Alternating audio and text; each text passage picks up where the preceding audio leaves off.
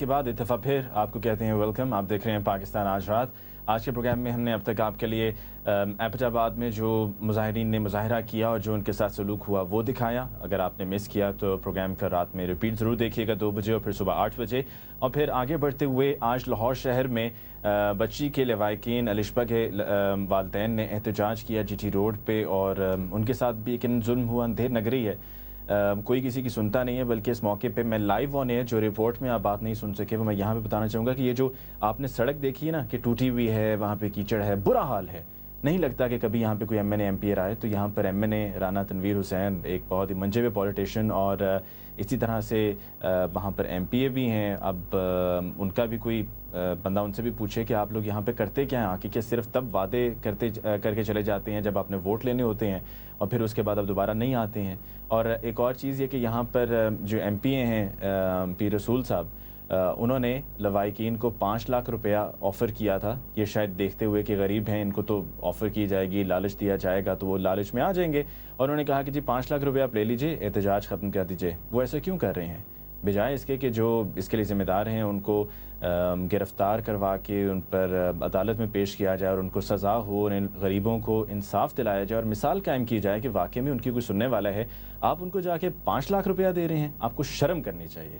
اور اگر آپ کو ابھی بھی شرم نہیں آئے گی تو پھر نہ جانے کب آئے گی. اگر آپ کا ضمیر ابھی بھی ملامت نہیں کرتا تو نہ جانے آپ کا ضمیر کب ملامت کرے گا.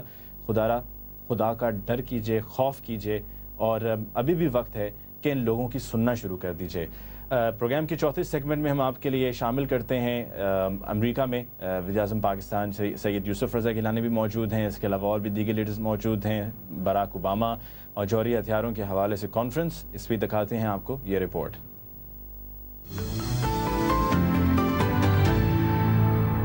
واشنگٹن میں جاری 2 روزہ جوہری تحفظ کانفرنس کا افتتاح امریکہ کے صدر باراک اوباما نے کیا. کانفرنس میں شریک 47 ممالک کے لیڈر جوہری ہتھیاروں کو دہشت گردوں کی پہنچ سے محفوظ رکھنے کے لیے عالمی حکمت عملی کو حتمی شکل دیں گے. امریکی صدر نے خبردار کیا ہے کہ جوہری مواد حاصل کر لینے والے دہشت گرد امریکی سلامتی کے لیے سب سے بڑا خطرہ ہوں گے.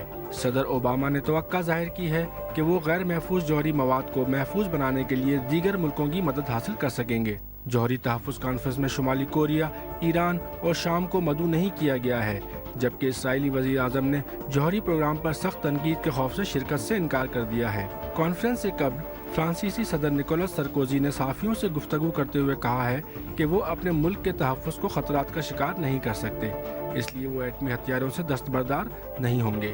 دوسری جانب وائٹ ہاؤس سے جاری بیان میں کہا گیا ہے کہ یوکرائن سن 2012 تک اتنا یورینیم ضائع کر دے گا جس سے کئی ایٹمی ہتھیار بن سکتے ہیں.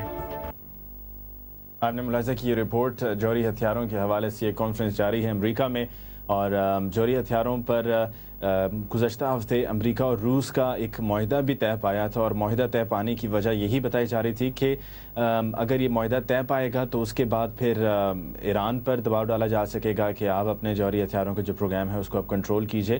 اس طرح کی کانفرنسز تو ہوتی رہتی ہیں, پلیٹ فارمز بے شمار ہیں, چاہے شنگھائی کوآپریشن آرگنائزیشن SCO کا ہو, گو کہ وہ جوہری ہتھیاروں کے حوالے سے نہیں ہے لیکن ایک پلیٹ فارم ہے, یا اس کے علاوہ اور متعدد پلیٹ فارمز ہیں جہاں پر ہمارے ملک کی بھی نمائندگی ہوتی ہے اور وہاں پہ ڈسکشنز ڈیبیٹس ہوتی ہیں, تمام لیڈرز پارٹیسپیٹ کر رہے ہوتے ہیں, لیکن اس کے بعد پھر اس پہ کوئی عمل ہونا چاہیے. لیکن جو بھی کوئی اس طرح کی کانفرنس ہوتی ہے اور جہاں پر امریکہ بھی دکھائی دے رہا ہوتا ہے, ساتھ میں اور ویسٹرن پاورز بھی دکھائی دے رہی ہوتی ہیں, تو ہمیشہ یہی لگتا ہے کہ یہ اپنے مفاد, محض اپنے مفاد کی خاطر یہ سب کچھ کر رہے ہیں اور اس میں کچھ بھی نہیں ہے, اور کوئی گیم پلان ہے, کوئی بہت بڑی چال ہے جو کہ چلنے والے ہیں.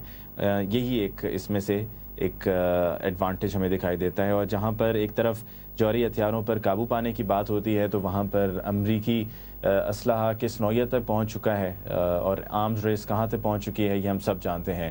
اس کے ساتھ ہی جی آگے بڑھتے ہیں اور اب بات کرتے ہیں وینا ملک اور محمد آصف کی. یہ سلسلہ ختم نہیں ہوا بلکہ سلسلہ جاری ہے, اور اس میں اب ایک نیا موڑ یہ آیا ہے کہ دونوں تھانے میں پہنچ چکے ہیں. تھانے میں پہنچنے کی وجہ ہے FIR درج کروانا. FIR درج کروا کے دونوں کو کیا ملے گا؟ کیا وینا کو ان کے پیسے مل جائیں گے؟ کیا محمد آصف کو ان کی جو کھویا ہوا امیج ہے اور جو بدنامی ہے کیا وہ واپس ریٹریو ہو جائے گا؟ یہ سب تو خیر وقت آنے پر ہی معلوم ہوگا, لیکن اسی حوالے سے آپ کو دکھاتے ہیں یہ رپورٹ.